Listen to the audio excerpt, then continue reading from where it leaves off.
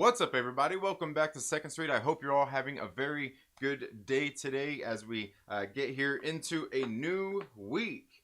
Here, hold on a second. Give me just a second there. There we go. That looks a little bit better. All right. Thank you all so much for being here. Today we're going to talk about some of the new comic books that are getting ready to come out this week. And then I got some comic books and some other things that I want to talk about regarding comic books this week. Again, I hope you're all having a very good day. So with no further ado, let's get right into it.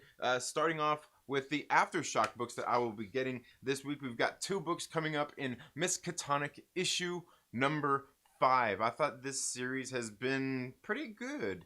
Written by Mark Sable, and it's about these two detectives. I guess the one lady, she works for the Bureau of Investigations, and she's going out with this other policeman who used to be a New York police officer. I can't remember his name. I can't remember her name right off the top of my head neither. But they're going out into the Miskatonic Valley investigating what they thought were like some racist people out there committing murders and crimes and stuff like that. And well, there is sort of somewhat that going on, as well as some like type of like lizard people crazy stuff to do with the Hydra. Hey man, yeah.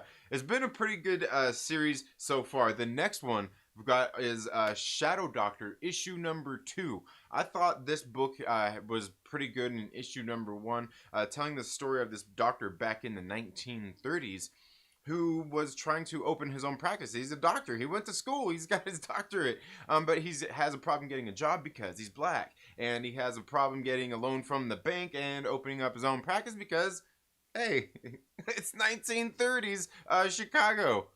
And he's black. Right? So what's he do? He looks to, some people that he knew in his youth for the funding to open his own practice. And I believe he's probably looking to them for patients as well. Very interesting as he is going into the criminal underworld. Yes, that's right. I mean, who's in the criminal underworld in 1930s Chicago?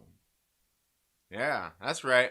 That's right, man. I thought issue number 1 was a very, very good book. I can't wait to read issue number 2 here on Aftershock Comics. Just, Aftershock Comics, you guys know I love a lot of the books that they put out. But moving right into AWA Upshot this week, we've got Year Zero, issue number 5, and I believe that we've got one more issue of this left to finish out volume 2. I'm pretty sure that one's a 6-issue mini series. I think the first one was as well, where it was 6 issues. Very good stuff. Year Zero. They've got Benjamin Percy is writing this one. On this series, they've got a different artist to what they had in season 1 of Year Zero, and the art is a little bit different, but the storytelling is the same, just a different artist here. And I like what Juan Jose Rip has brought to the table in the artistry in this series. And not that it was bad in the first one or anything like that. It's just a different style altogether. And what they're doing is they're going through and following these stories of like these 4 characters through these story arcs, and just kind of what's going on with them in this post-apocalyptic world after this virus has kind of wiped out a lot of humanity. Very, very good stuff. Coming out of AWA Upshot. You guys know, if you watch this channel long enough, I love a lot of the books that they put out over there on AWA Upshot. But moving into Behemoth Comics this week, we've got Paranormal Hitman issue number 2. I thought issue number 1 was pretty good. This was one I put on my pull list, and I forgot I had it on there. The comic shop, I went there and they had it like, hey, this one. I'm like, do they have this one? Like, yeah, you did. I'm like, all right, cool. Like, I'm on game. I didn't remember or not. I thought it was very good. Where it's almost the same kind of thing. Imagine like you got some hitmen like in the mafia kind of, but they're going out and they get recruited because they're known for getting the headshots, right? Yeah. They're like some John Wicks over here, and they got to go and hunt down these spiritual like entities that are are within like people and stuff like that, and it was pretty cool. You know, paranormal hitman. I mean, you get it. I mean, almost like Ghostbusters, right? I don't know. I thought issue number 1 was pretty good on Behemoth Comics. Also, I'm pretty sure I've got this one on my pull list as well. It's Vietnam Horror, issue number 1. I believe this one is a 3-issue miniseries coming out of Behemoth Comics. And hey, I can't wait to check this one out. If it's got that same quality that the Behemoth Comics have really kind of come to be known for me. Like they've just got a good quality, print quality and everything to them. The stories have been pretty good of the comic books that I've read, but I you know, admittedly, I haven't read a whole lot of books on Behemoth Comics, but those that I have been really good. Like Hotline Miami Wildlife has been a very good series. They also did the A Girl Walks Home Alone at Night series. It was only 2 issues, but they even got a little trade on that. And yeah, they've got Paranormal Hitman, and now they've got this, and they've got a couple other titles that they are, you know, kind of getting out there. So very good stuff coming out of Behemoth Comics. Let me know if you've checked out any books by Behemoth Comics. Very good stuff. Now moving right into Boom Studios, we've got Once in Future, issue number 17. This series is one of those ones that, again, like I've been into it, like I'm like, it's okay, you know, like I go so back and forth on this series, but altogether it's just like the teamwork on this, the team they've got here doing this series with Dan Mora on the art, Kieran Gillen doing the writing, Tamara Bonneville doing the colors, just absolutely great. And then you cannot forget Ed Dukeshire with the lettering and everything there. Just like this book is a total team effort out of Boom Studios on this title, and it's one I absolutely like I said, I go back and forth, but a lot of it, what I really enjoy of it is the art style in it. And again, one of the things I continue to praise is Tamara Bonneville's colors in that series. You know, a lot of it is, you know, you can see when it's magic time and all of those different kinds of things like that. Very good stuff. But moving into Dark Horse Comics this week, we've got Crimson Flower, issue number 3. This one's got a couple of covers coming out, written by Matt Kent, and it's got art by what's his name? Lizniewski. I know I'm forgetting his first name, but very good stuff. And the art in this book is actually what kind of brought me to the book. I was sitting there when we were at the LCS one day, getting everything ready, getting all the books bagged and boarded for new comic book day. I was sitting there and I looked at it, I'm like, I remember seeing this, but like, you know, like whatever, it wasn't on my pull list or anything. And I looked at the cover and I was like, okay, and I flipped it open and I seen the art style and I'm like, sold. I seen the art style, I'm like, just sold. You got me with just on the art style alone. So I thought it was very good. Again, on Dark Horse Comics, they've been having some titles coming out. You know, they've been having some very good titles coming out. I believe they've also doing, isn't that them also doing Fear Case? I think it's them doing Fear Case. It's not ID. I'm pretty sure it is. But just, I don't know. They've got some titles coming out that have been very good. And Crimson Flower is one of them. Now, moving on into Dynamite Comics. This is one, hey, for me, it's a total cover by Joseph Michael Linzer with these covers. Now, he does other covers for Dynamite as well. Like, he's done some, he does some Red Sonja. He occasionally does, like, I'm not sure I've seen him do Vampirella, but he does some of the other books out there. And there was, matter of fact, they've got another book just solicited. I'm like, ooh, man, it's an incentive cover. But I was like, the cover itself is so beautiful. I'm like, hey, how much is that book? How much does that one cost? It's not a Linzer one, but this is Joseph Michael Linzer here. And look at that thing. Is that like that? That's just, it's a great cover. Like when he does the Red Sonja, like they look okay. They just like, I don't know, something about when he does Deja Thoris, it's just beautiful. I mean, look at that. Hey, I said before we got into this that it was a total cover buy, okay? Okay, love it. But moving on into Heavy Metal Comics, we've got Tarna, the last Tarakian, issue number 4.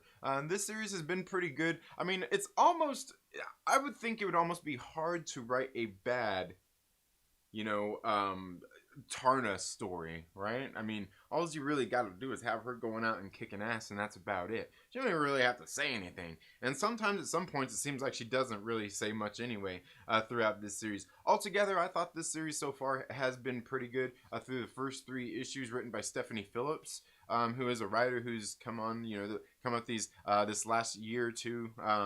And just gotten more and more books just put out there, and I think she's been getting better. I think she's been getting better. Again, Heavy Metal Comics, they've been leaning more into like the comic book side of things here over these, I don't know, I guess over this last year.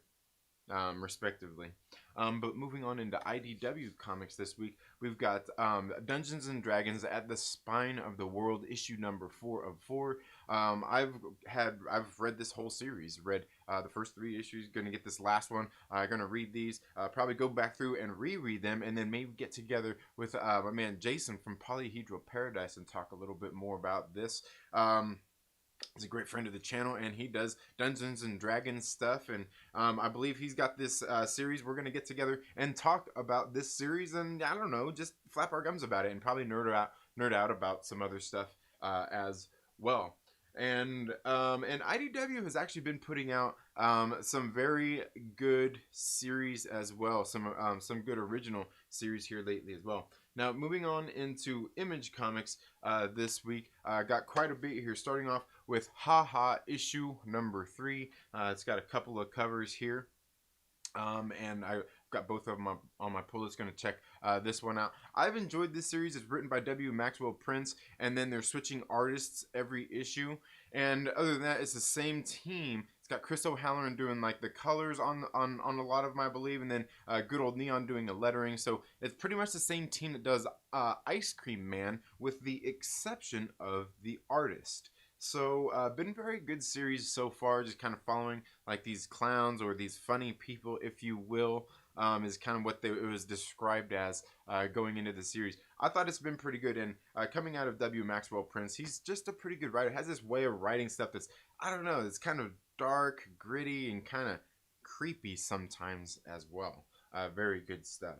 Also on Image Comics, got Post Americana issue number 4 of 7. This series has been, I don't know, it's kind of funny. It makes me laugh.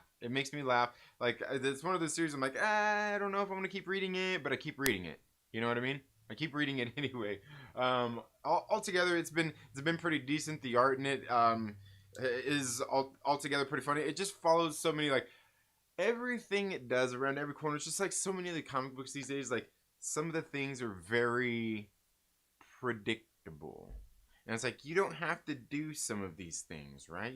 Some of these things you don't have to do. Just let the story. And here's the thing is, like, at the same time, they do just let it be part of the story, and they just let it flow. They don't overemphasize things. But at the same time, it's kind of like, well, yeah, I kind of figured that was going to happen, right? Like, I don't know. Altogether, Post Americana so far, it's been decent. Also, we got Scumbag issue number 6 coming out. I'm probably only going to go through issue number 10 on this series. Written by Rick Remender. I don't know. The series is, again, it's one of those kind of things. It's almost predictable. Like, I don't know. It seems like that's like, I like a lot of indies, and I like getting into them for this thing, for that exact thing, to see if there's something original you can get out of some of these books and stuff like this. And I just don't feel like this is a book that kind of, I don't know, it doesn't feel unique. It just kind of feels like, all right, like just trying to be funny and silly and witty. I mean, it feels like My Name is Earl as a super spy, maybe, kind of. Like, it's, I don't know. But what else? We also got Stray Dogs, issue number 2. What's that one? That's the, oh, that must be a reissue. Issue number 2 coming up as well, and they even got this movie poster variant there as well. Yes, I'll be getting that one. The Pet Sematary one is great stuff. This one is like a pet horror book. It kind of really, it's like, a lot of, imagine all the dogs and the animals and stuff from like, okay, imagine this. Imagine like a lot of the Disney pets in with the secret life of pets in a horror movie. That's kind of what this series is supposed to be like here. And I believe this is only a short series, and I believe this series is already actually going to be a TV show. I think a TV show or a movie as well. But altogether, I mean, I thought issue number 1 was pretty good, and I guess we'll see how the next one is. But moving on into my last comic book of the week on Oni Press, this is Dryad issue number 8. I can't remember. I fell behind on this series, and I was like, I'm just going to give it till this certain point, and I told my LC has to take it off, and I'm not really for sure if this series is going to continue on. I'm not sure what's going on.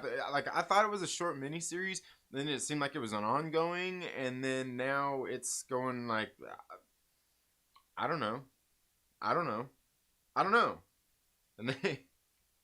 they don't really tell you. But guys, that's all I've got for my comic book pull list this week. Let me know down in the comments below if there's anything that you're picking up this week. If there's anything that you're looking forward to. A lot of good books coming out this week. There's also, plenty of DC and Marvel and everything. I just, here lately, I haven't really been pulling a whole lot of DC or Marvel books. But we'll talk a little bit more about that here in just a minute. Also, something else I want to talk about. I'm going to talk about Sarah and the Royal Stars. You guys know just, what was it, last week? The week before. Issue Volume 2 actually just came out. The trade paperback of Sarah and the Royal Stars. But I just got in Volume 1. I ordered this actually from Amazon because with the points and everything I had, and it was used and everything, I ended up only having to pay $1 for it out of pocket. So I went ahead and picked this book up, and I'm reading it, and we'll talk a little bit more about that. Also, last week picked up Stillwater Volume 1, and we'll probably talk a little bit more about that here in just a minute. But let's get right into the live chats and see how you are all doing today. Okay, let's see who all we've got here. We've got my man Lord Veedo. We've got Wookie in the house. We've also got RC Scott. Let's see. We've got my man Mike Porter. Aloy's Dotto, how are you doing? Parker is in the building as well. Let's see. We've also got Eric Rigsby. Says, sorry I'm late. Oh, yeah, no problem, man. No problem. I was running a little bit behind myself as well. Let's see. We also got Star Wars Santa in the building as well. I was over there hanging out there. I actually pushed my stream back because I was getting ready to go. Like I said earlier at the beginning, I got started. I got home from my bike ride a little bit late and I was doing some last minute things. Took a little bit longer than I expected. So I was like, I'll just go at 9 o'clock. And then I was getting ready to go at 9 o'clock and I seen Star Wars Santa went live. I was like, I'll just push mine back, man. I'll just push mine back since we're here, give me a little bit of time to wind down. And also part of the thing that took me a little bit longer at 8 o'clock too was I was sitting there making my coffee. I didn't use the Keurig today. Yeah, am I allowed to say that word on stream without like being sponsored or anything? I don't know. I'm not sure if we can do that. Trademarks and stuff, I don't know. Anyway, but what I did is I made pour over. Have you ever had pour over coffee? Like, the difference between having the same roast, the same bean, in a pour over as opposed to being pumped out of your coffee maker. The difference is such a huge difference. It's great. The flavor. You know what's funny is I'm not even really into like drinking coffee black. I'm not a black coffee drinker. I usually make them into like bulletproof coffees. Add some MCT, a little bit of butter. Kind of lighten it up a little bit. And I'm telling you, it just puts a different flavor on it. It's just so much deeper. It almost reminds me of the beer I drink. It's just got a darker flavor to it. It's just some really, really good stuff. But I was sitting there. I was like, well, I'm sitting there. I'm taking the time. I did my little pour over coffee as I was getting everything else ready here for the stream. And so, yeah, and plus, I mean, you see, look there, there was some production there too. It went through there, had all the different scenes up there so you could see all the different comic book covers. Hey, it was worth it, was it not? But shouts out to Star Wars Santa. I do see him there in the chats as well. Okay, so let's get in here and see what you all are saying today. Trinthulu, yeah. You have a twisted shirt on. Oh, I remember ICP and Twist. No, it's the Twisted Twins, the Saska sisters. Yeah.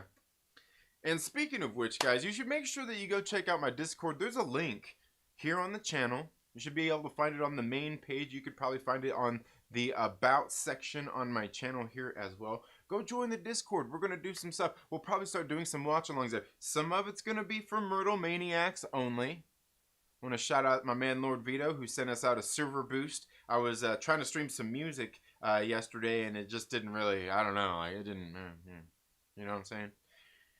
Didn't really sound that good, but we'll find a way to get that sounding better. I mean, I'm sure there's a way to do it better. I'm boomer status. Hey, I had it going in there, but I want to do some different watch-alongs and stuff like that as well. I want to do some of that different stuff with the community because there are some things I want to watch. Like I was sitting there thinking about. I was talking even the other week about how I've got like all these Dragon Ball and all the Dragon Ball Z sets. I was sitting there thinking like, why don't we just sit down and watch a couple of these episodes at a time? You know. Maybe we'll put in an hour because each one of these discs in here, I think each one of these has, like this one's got, disc 2 has episodes 8 through 14. Yeah. So each one has like 7 episodes. Disc 1 has 1 through 7. So each one of these has 7 episodes on it. And this one's 5 discs. So maybe not quite because it says it's got 31 episodes altogether. Anyway, you know what I'm getting at, right? But I was thinking, hey, maybe we'll do that stuff. Do some of that stuff with the Myrtle Maniacs. Some of it just, you know, because what we'll probably do is like the music stuff. We'll do for everybody because we're probably going to, we'll do that throughout the week. Because one of the things I want to do is bring back like how Adam does his Debate 8 stuff, you know, over at Fanjecture. If you haven't checked him out, you got to go check him out. I want to bring back a show where I kind of took and appropriated his show into something of my own where he was doing a music show like that. But I want to do that, you know, talking about some of these things. And also I figured if you haven't heard the music, maybe I'll play the stuff that I have over there so you can hear it at certain times, you know, and we'll listen to it so you can hear it. And, you know, when it comes to those things, like, oh, yeah, absolutely. Like I said, thinking about some stuff. But, Twisted, not Twisted. Yeah, gotcha. On lunch breaks, says RC Scott, all right. Woo, yeah. No, but hey, I like ICP, and I seen Twisted. Wasn't it Twisted? Yeah. Seen Twisted live once, along with Psycho Realm. I may or not be high. Cannot confirm, says Lord Reed. All right. Who's going to Oh, can't do that. What am I doing? 1930 Chicago, a great decade and a great city. Tommy guns, Irish cops, and bathtub hooch. Oh man, yeah. Yeah. Oh, hey, Mike Porter. You see how I fixed your emoji there? See how I fixed it? See how it's not got the white background on there now? Yeah, I fixed it up. And I was reaching out to the Myrtle Maniacs, asked them what kind of other emojis that we should get here on the channel. I've got several more I can get up there. But you know what they want to see. And, you know, a lot of them were saying facial reactions, so I figured I'm going to go get some photos and then go get them and kind of maybe touch them up a little bit, you know. So, I don't know. Well, guess what? What kind of different ones do we want? I know Lord Veedo said, like, he wants a hype one. So, you know, where I'm getting hype. I don't know how we're going to do that, but we'll figure it out. Figured I'd get a Myrtle one in there, another Myrtle one or something. Maybe get some different reaction ones, like, you know, maybe a triggered one or something. They're like, you know, like that. Isn't that one's kind of, it's a good one. Should I do the crying one?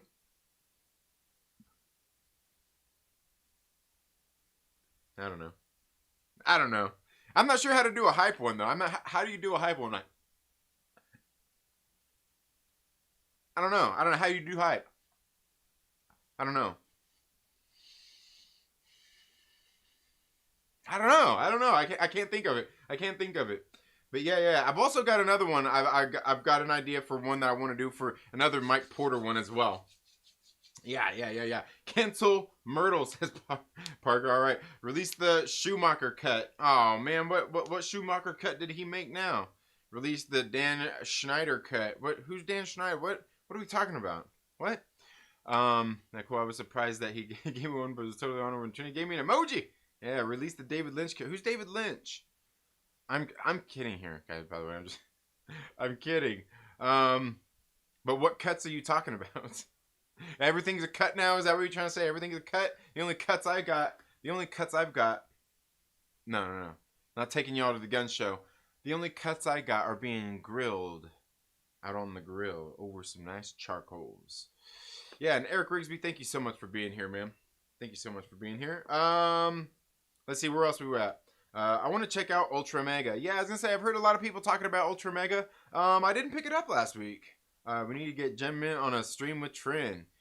Yeah. I was gonna say he's a good dude too, man. I know I watch quite a bit of his videos and stuff, man.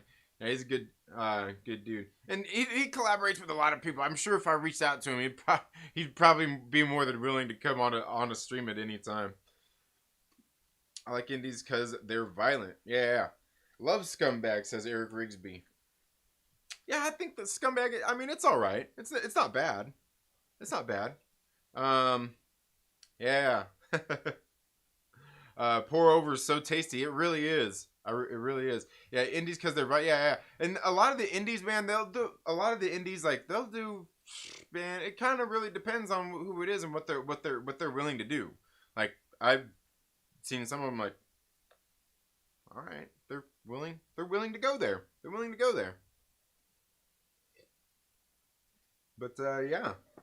And where did I see? I know I seen. Hey, wait. Who was that? Oh, okay. No, that was Wook. Oh, okay. Yeah, there he is. Aggressively relaxing, my man. Says, I miss Star Wars Santa. Ah, fuck. Now I want to go watch it on Rewind like an... Yeah, like an ass. I know, Aglax. I get you. Yeah, he was on. He was on. He usually goes at... If he's going live, he usually goes at 9 a.m. Well, 9 a.m. my time. So for you out there on your time, it's probably noon. Well, if you're out on the East Coast. I'm assuming you are. Seems like everybody's out you probably live in Florida. Like everybody, like, why does it seem like everybody who's on YouTube that I see it, like, okay, they live in one of two places. They either live in Canada or Florida. What? What? Oh man. Yeah, just wait till you get his take on Infinity. Oh my god. Oh, Santa, you had me dying, my brother. You had me dying. Tried watching Santa on fast forward, but it makes the snow fall so fast in his background and it stresses me out. Yeah. Oh man. All right, back to work. All right, later, RC Scott. Bermuda, baby. Bermuda, baby. Yeah, man. Yeah, all right. Yeah, much clearer. Yeah, absolutely. Need more mic emojis. Yeah, like I said, we've got another one. We've got another one coming out. Got another one going to be coming out. Toxic man baby emoji. Yeah, absolutely. Got to get one of those. Trying you to stop with the clickbait thumbnails. Why? What was so clickbait about that? I was talking about. What are you talking about? It was comic books. It's comic books. But clickbait's the name of the game. Adam's face in a red apple emoji. Absolutely. I think we need that. I think we do need that. Yeah. The orchard. That's right. We got to bring that back. Mike and Timer emoji. Oh, man. All right. 1820. Sylvester, how are you doing, my brother? Lord Callus, my man, what is up? Some of us. Oh, okay. Some of us live in. All right. Okay. From Jersey. All right. Oh, in Georgia. All right. There's a few outliers. I know that we got some people in Texas as well. There's a few people out there in Texas. Like nobody. Like, it seems like there's so few people from, like, you know what? I was gonna say maybe so few people from the West Coast, but maybe it's because most of the people.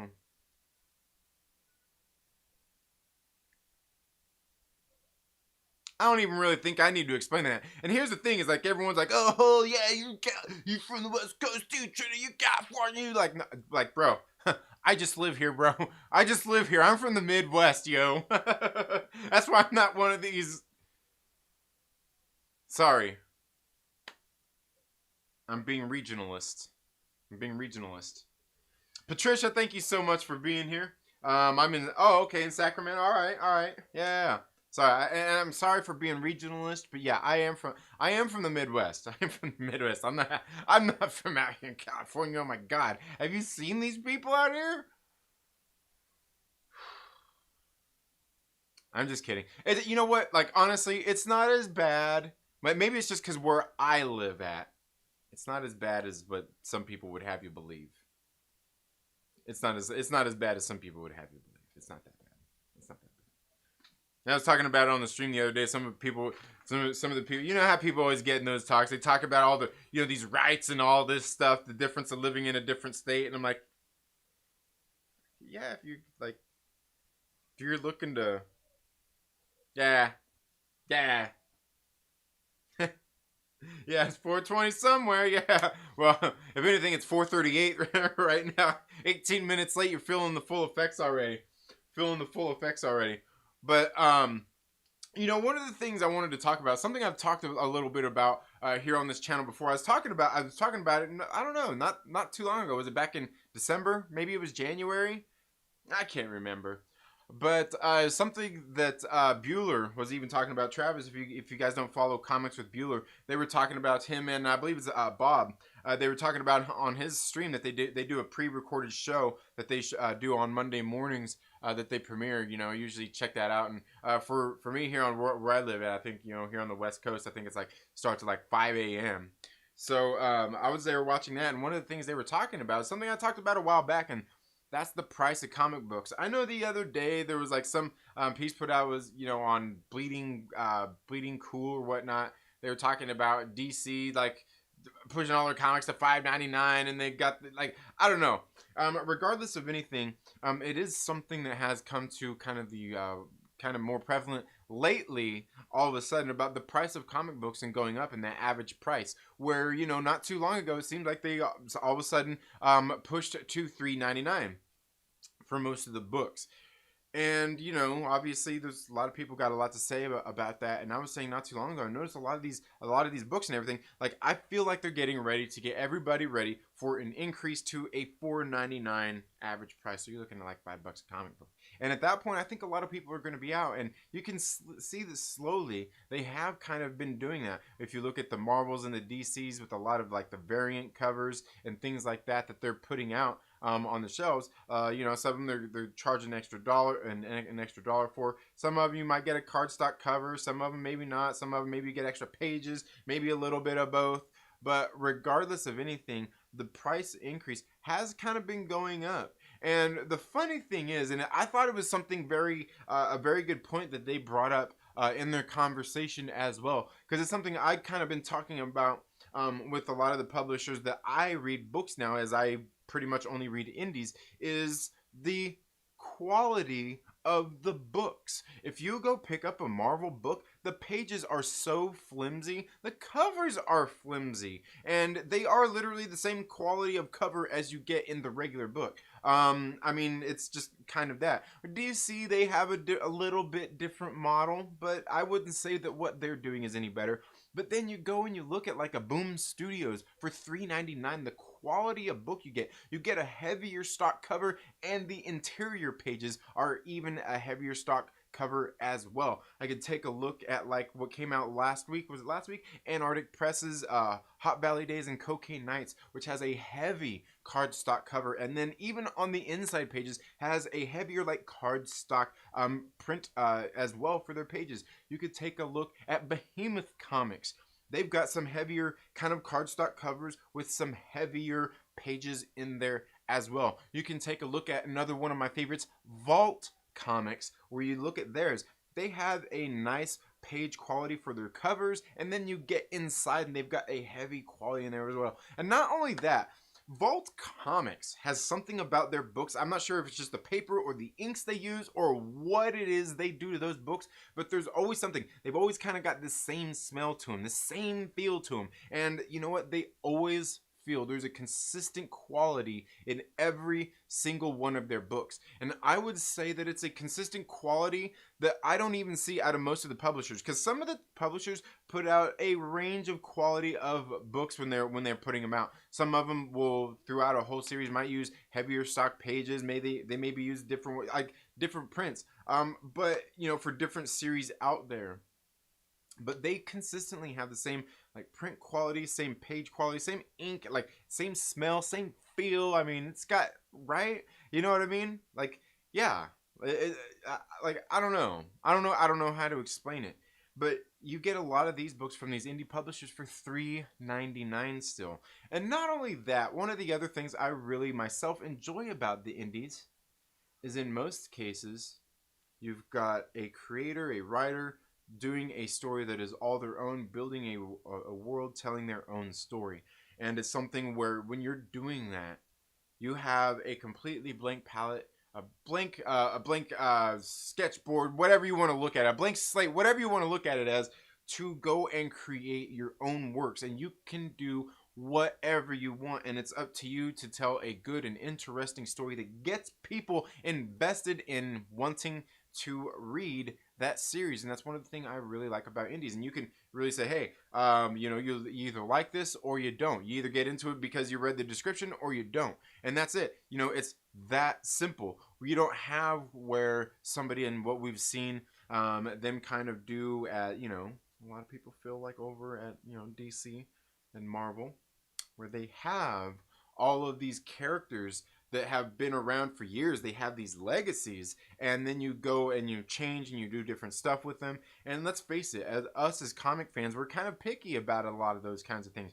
I mean, and there's no reason that you should have to. You shouldn't have to change Superman. You shouldn't have to change Spider-Man. You shouldn't have to change any of these characters from what they are. You can create new characters. We see it happen in indie comics all the time. People coming in and writing new stories with new characters and everything like that. Now, all you have to do within those worlds is create a new character that fits into the world naturally, and that should not be hard to do.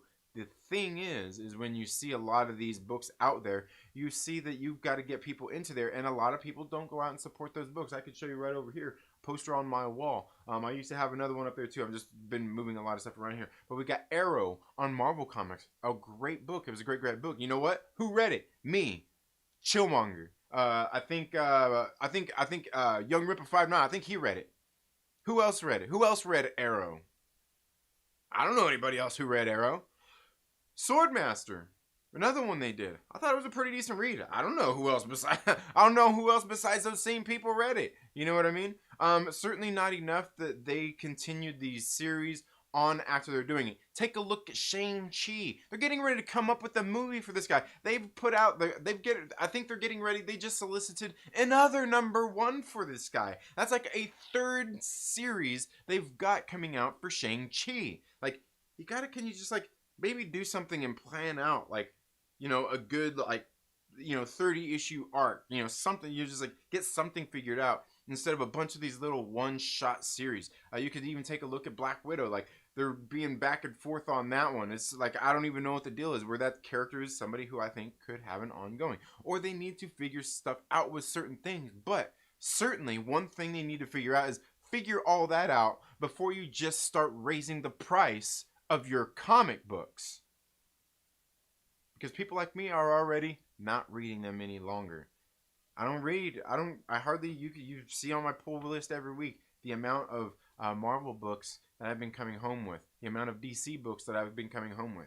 Not only is it just the price, but some of them, a lot of the books, I'm just not interested in at this point. The Spider-Man, I think there's a Chip Zdarsky one getting ready to come out. He's doing another little mini-series.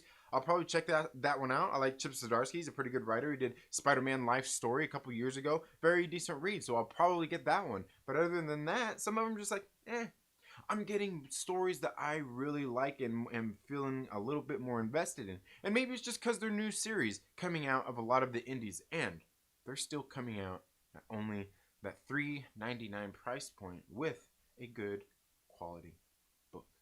But I don't know. Maybe that's just me if you ask me. I don't know. So let's see. Normies to Nerds, what is up? How are you doing? Wow, do you think they will add more story to the books? Now, I do know on the DC books, they were adding in, some of them are a little bit thicker, and they are adding in a secondary story in there, which I'm fine with that. You know, that's fine if you're going to take these books and kind of add secondary stories in there. I mean, that's a good way to sort of bring in new characters. You know, you could put in a little, you know, 4-5 page story there at the end of a book, telling of a new character coming on into this story, and that's it. You could do a few of those, and if it, you know, gets met with, you know, great reception, say, hey, let's do a mini series and see how that does. But not at the expense of having to charge that extra dollar for it or whatever, whatnot. You got to look at it as a fact, like, you know, we're printing a little bit more, and yeah, it's going to cost us a little bit more money, but that's really kind of like research to see what kind of feedback we get from people.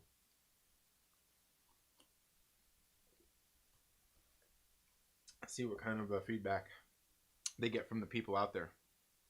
But Patricia says, we keep ending up in the same place because we have impeccable taste. Yeah, absolutely. Sylvester says, I started getting into comics because of indie comics. Yeah, absolutely, Sylvester. And that's the thing, is like, for me, that's what it's been a little bit more about lately, is getting it like into indie comic books now. And that's something else like I kind of want to explore more, and it's really kind of touchy subject matter for a lot of people. And that's in, like, you know, I'm leaning into some of the crowdfunding books lately, is where people stand with some of these things. As we all know, you know, the Comicsgate thing, you know, a lot of people have very strong feelings about that, no matter what side of that debate you're on, whether you're part of Comicsgate or you're not part of Comicsgate. People have very strong feelings about that altogether, right?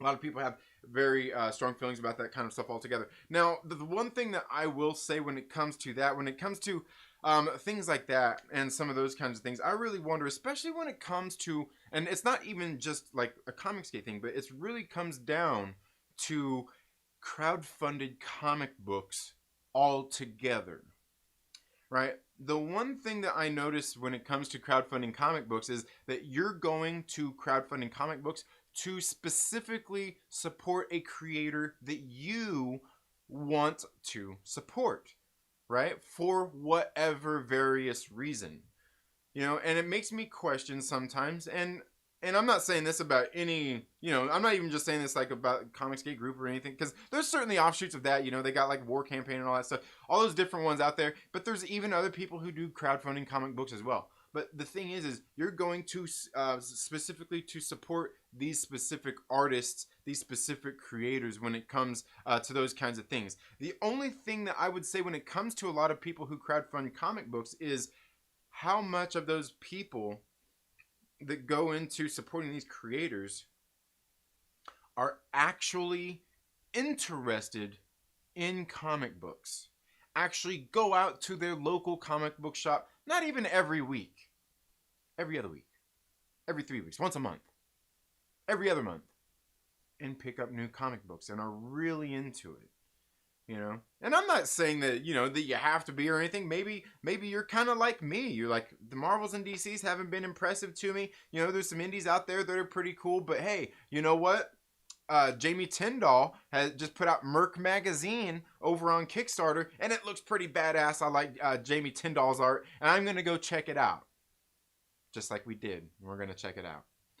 And that's the thing, because I want to go there and support that specific creator, because he does art that I like, and they're doing something over there. I'm like, hey, I want to check it out. Now, the only thing is when you get into some of these things, they are expensive. But as you can see, the way the price of these books are going is they are getting up there in price in the first place, which to me kind of signifies, is crowdfunding comic books, when you find a creator that you like, becoming a more viable option for some of these creators to actually go out there and do, if they can get all their ducks in a row and get something launched and get people to back their projects and make it happen. You can take a look at people out there who have been successful doing it. You can take a look at, like I said, Jamie Tyndall. You can take a look at Brian Pulido. We're going to have another one of his projects getting ready to come in soon and show you everything that comes in there for the money you're getting. Some of these places, they have certain perks and stuff like that that really make you, bring you into and make you enjoy some of these books where you're paying a little bit more for them, but you're getting so much more out of the campaigns altogether. We've got another one that's going to be coming in as well from the guys over at Iconic Comics and Common America, Volume 3. Very good stuff. And they are actually doing a lot of, I wouldn't say a lot, but they are doing campaigns that have a lot of value in the fact that they are not overly priced and they have a good price point to them.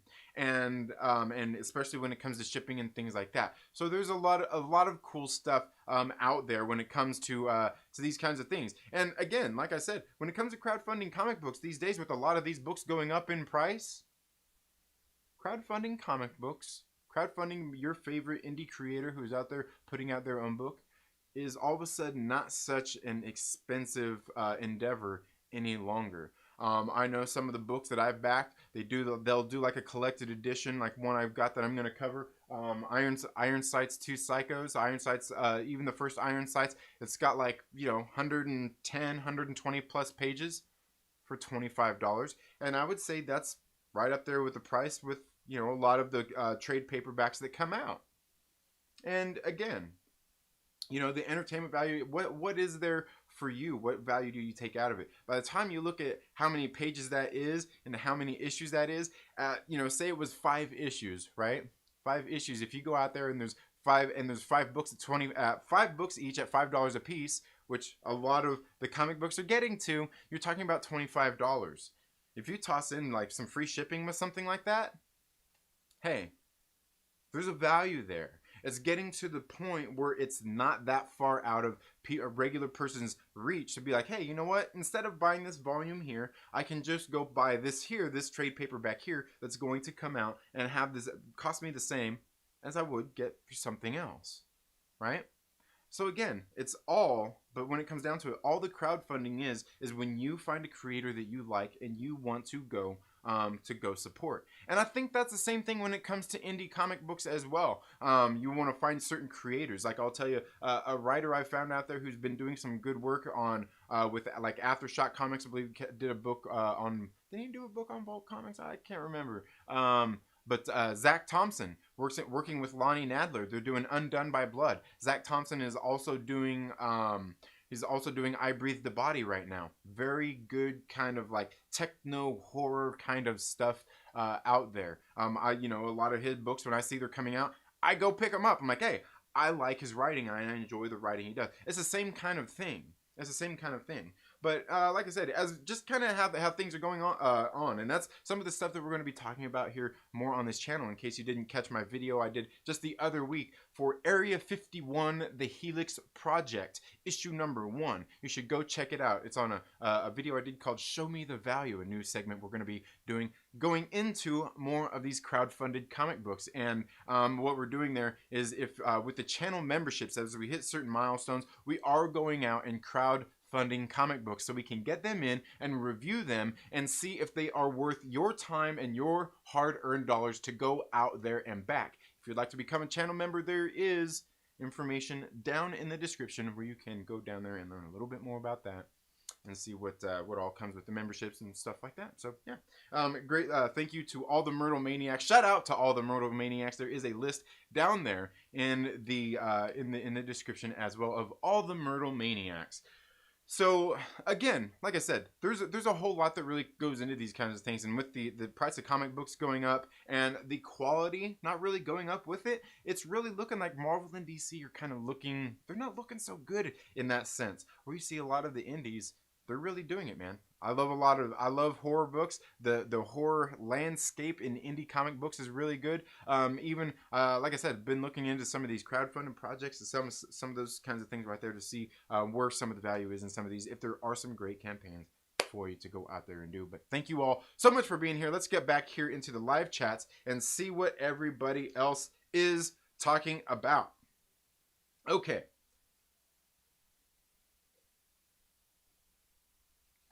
Okay. Mike remembers when issues were a nickel. That's true, Patricia. We have too much free time. There you go. Yeah, maybe a little bit. I don't know. Parker, I can remember when issues were drawn on the walls of a cave. Oh, you remember like the little puppets, like the little. Oh man, Lord Callus, my man, says heard, and that's a shame because they need advocates like you to keep reading and viewing. It was because of your enthusiasm that got me back into Star Wars comics. Well, thank you, man. I appreciate that. And you know, I haven't really read a whole lot of the Star Wars comics lately, but the last one I read was that Darth Vader series and the Bounty Hunter series. And I thought both of those were actually pretty decent. I thought those were pretty good reads. But yeah, like as far as like a lot of the Marvel and DC titles, like even Spider-Man, I love Spider-Man, but I'm not buying any Spider-Man at this point. I'm just not doing it. But yeah. The Immortal Biggie Shaq, oh my brother, oh yeah. Says looks like a Transformer cartoon movie poster. Which one? Which one? Oh, the Iron Sights one? Ivan Rodriguez, thank you so much for being here. Says just picked up Invincible Ultimate Edition, right on time. Amazon show coming up this week. Yeah, you know, I was thinking about picking up those compendiums. I was thinking about picking up like some of those compendiums and going onto the Discord and reading those with the Myrtle Maniacs, with some of the channel members and stuff. But yeah, those things are like $65 each, man. I don't have $65. Like not like in one shebang like that. That's like no comics this week, and then like I'm just gonna buy that book. You know what I mean? Like no comics this week, and then I'm still, you know, spending more than I'm probably gonna spend on books this week. You know. So yeah. Ivan says I just got into comics and I really into Image. Yeah, Image Comics, they got a lot of books out there that are really good. A lot of people enjoy. They've been around for a while. I'm not as big on them. They do put out some titles that are really good, but I've been more into like Boom's been really putting out some good books. Like I said, Behemoth been doing good. And Vault Comics, one of my favorites, and Aftershock Comics have been some of my favorites. But yeah, certainly like Image also has the same kind of thing. Like you kind of know what to expect out of them. They have a certain quality that you come to expect out of them. Biggie says I've been selling a bunch of books to get the big ones because they're getting harder and fully wrecked, harder to get. Yeah, absolutely. Yeah, absolutely. Yeah, get some of the bigger ones. Yep, I hear you. Just got to finish The Boys collection. Oh, yeah. I gotcha. Yeah, I was reading that series that came out recently, that Boys Dear Becky, and yeah, I just wasn't feeling it. It wasn't that great. Jonathan Velasquez, my man, what is up? Ivan says, my issues of Radiant Black came in today. Oh, dude, Radiant Black was a pretty good one. I thought Radiant Black was a pretty good series. The first two books have been pretty decent so far. Parker says, I'm still unsure if I want to get the other Snowpiercer trades. Oh, okay. Yeah, I hear you. Yeah, I always love seeing Jonathan. Yeah. Absolutely. I always says, I haven't seen the comic, haven't been to the comic shop in months. Hadn't had the time. Then the snow happened. Probably visit soon. Have to go downtown. Okay, I hear you. Yeah, I hear you. And I'm one of those people, like, I don't like to read digital. Like, I read a lot of the PDFs, like a lot of the writers and publishers and stuff. They'll send out books to read on PDF to do reviews and stuff of, and like I read them because I want to read them and like talk about them and stuff. But like, reading digital. Yeah. Dude, let's do the giveaway on Area 51. Yeah, I was planning on that. Because I haven't backed issue number 2 yet. But yeah, go check that out because issue number 2 is up, guys, for Area 51, the Helix Project issue number 2. Go check it out. Go check out that book, and they've still got a ways to get. I think they've got a little over a week left to hit the funding, and they could use you guys' help. I don't think I have a link here with me to drop in there. Otherwise, I absolutely would. But definitely go, like I said, go back and watch the video and go check that book out. I thought it was pretty good, and I'm telling you, the art in there in the book was good, and even the quality of the book was definitely very good. Parker says, were the ones you backed any good? Absolutely. I haven't been disappointed in any of the books that I've gotten as far as stories and books and quality is concerned, but I will say and show me the value. We're gonna we got some words to say about some of them. Yeah, absolutely. Yeah, Mike Moore says we help independent comics by becoming a member. Yeah, absolutely. Become a Myrtle Maniac today. Oh yeah, yeah, yeah. Mortal Biggie Shack says buy the calendar, probably a homage. For which one? Which one you? Oh yeah. Yeah, buy the calendar. Oh, this one right here. This right here is Devin Townsend Band. It's Devin Townsend Band. I think that's the one you're talking about. I think that's what you're talking about. Yeah, that's for the Devin Townsend Band. Ziltoid 2. Yeah, Z2. Okie dokie, artichoke. Oh man, I thought Trent was getting ready to end the stream. Thought go on eBay and buy use. Oh, do they have it? They have it used on there? Yeah, I guess it could. I guess I could do that. Have you read No, I haven't read Invincible at all. I like digital. Don't hate me. No, that's cool. Like if you like, I was gonna say, and that's the thing. Like I'm old school, man. I'm old. Like I like to have print and stuff like that. You know what I mean? Like a lot of people love digital books. You know, like if digital is what keeps you reading, gets you into reading, and if that's how you like to read, hey, all good. Go right ahead. I know plenty of people read digital. Like my man Mike Porter here. He don't buy print comic books because he don't want to have the room in his house to store that crap. So he just buys digital. Hey, all good. Perfectly understandable. For whatever reason. Barnes and Noble is a ripoff, but my mom's my mom's teacher, so I get like 30% discount on my comics. There you go. Nice. Wait, Invisible's going to be animated? Yeah, absolutely. Yeah, this Friday. Yeah. Oh, 3 episodes come out? Dang, man. Nice. Yeah. What's that? Transfer just shut right now. No. I just don't like reading digital. Like if you like reading digital, that's all good. Yeah.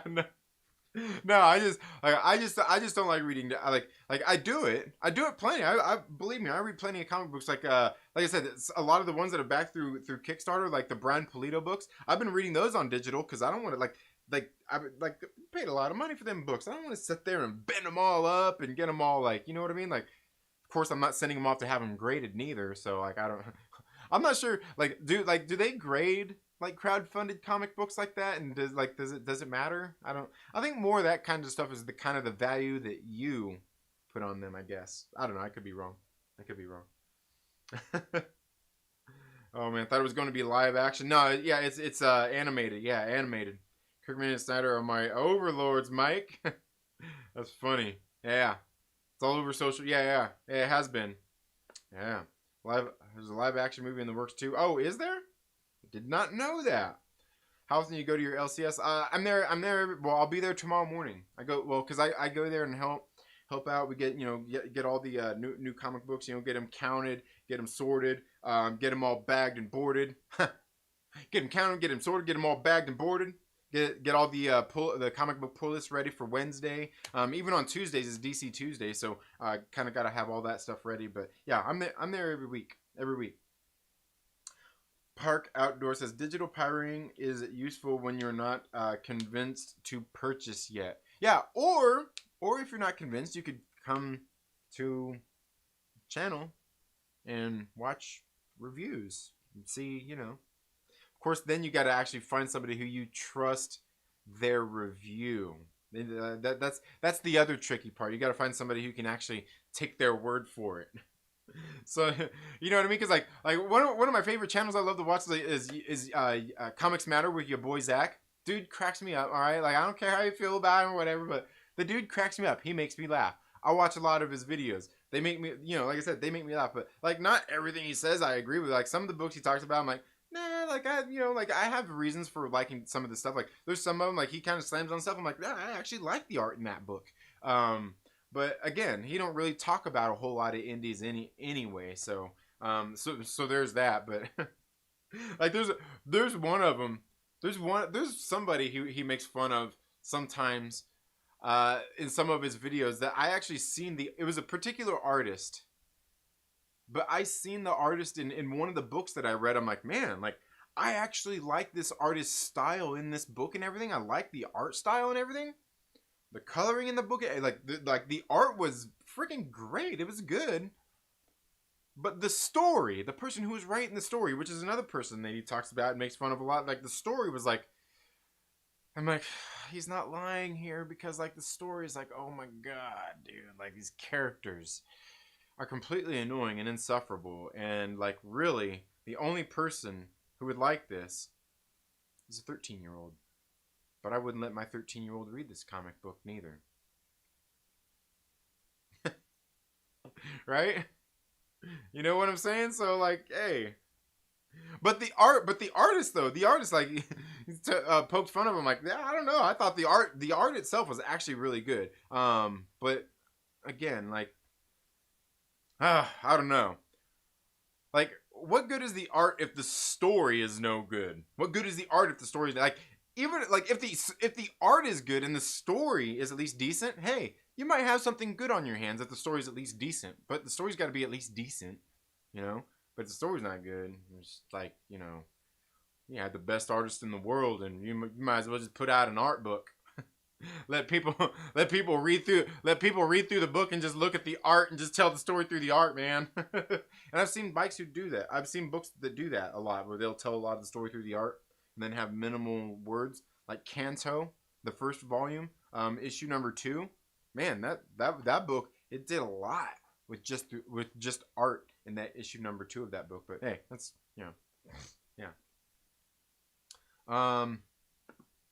Let's see. Biggie Shack says, Professor Bilko is fun. Professor Bilko.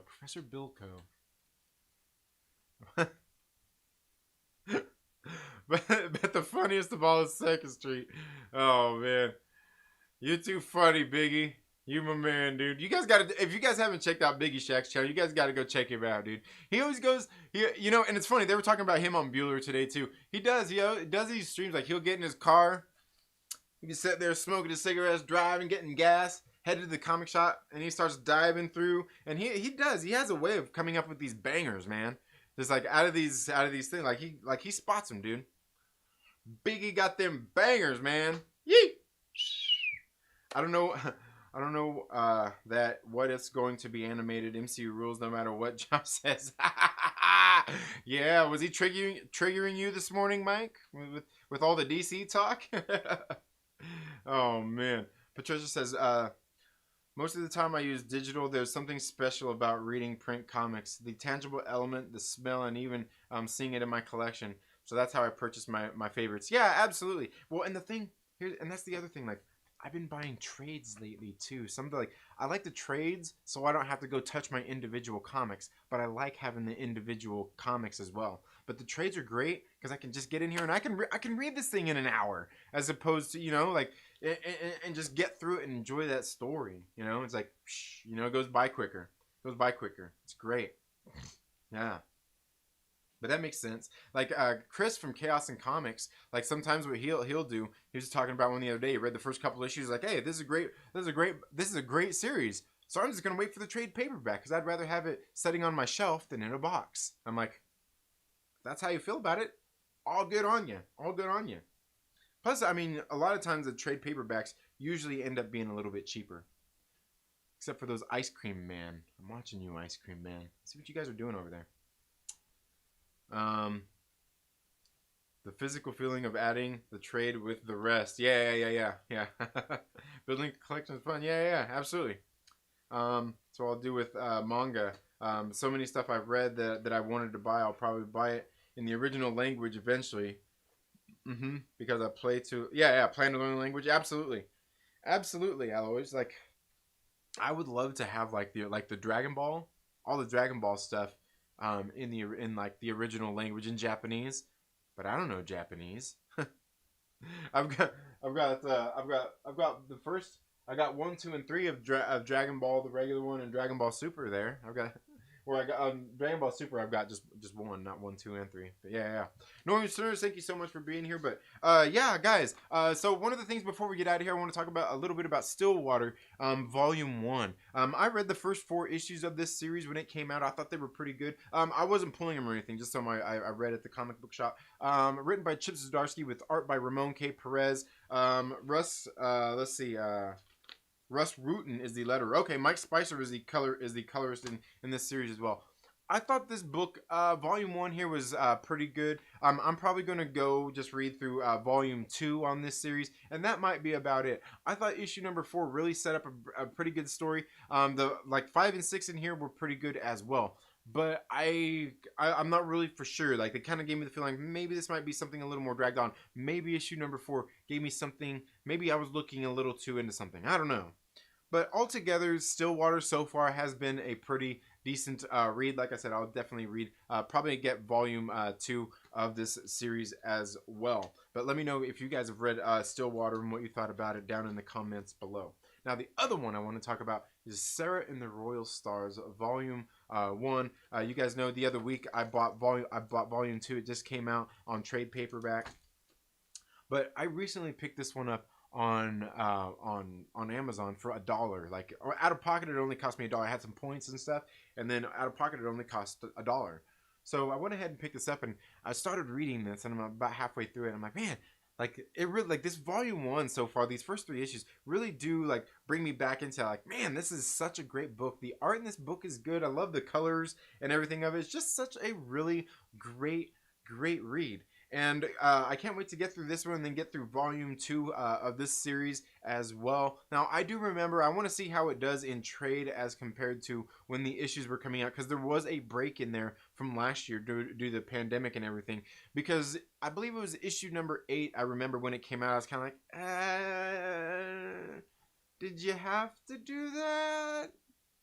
But I want to see how it plays in the trade, but altogether, I like the story in this book. I like the art in this book, and this book is so dang good at doing so much different little things. Sometimes the pacing feels like it, like I noticed even in here, feels like it kind of jumps back and forth into different spots at points, but nothing that's too bad. I mean, only in the sense that you go from one issue to the next, from issue like 2 to 3, but not anything any bad. It's just kind of like the story just kind of picks up a little bit further down the road, which that's a lot of comics books do that. They're not going to get, you know, like you're just turning the pages in a book. But altogether, reading this has really brought me back. Like, man, I remember this series when it was coming out and how much I really absolutely loved this series, which made me think I want to go back and pick up. I want to go back and pick up a series on trade paperback as well. One I didn't get to read when it came out, called Songs for the Dead.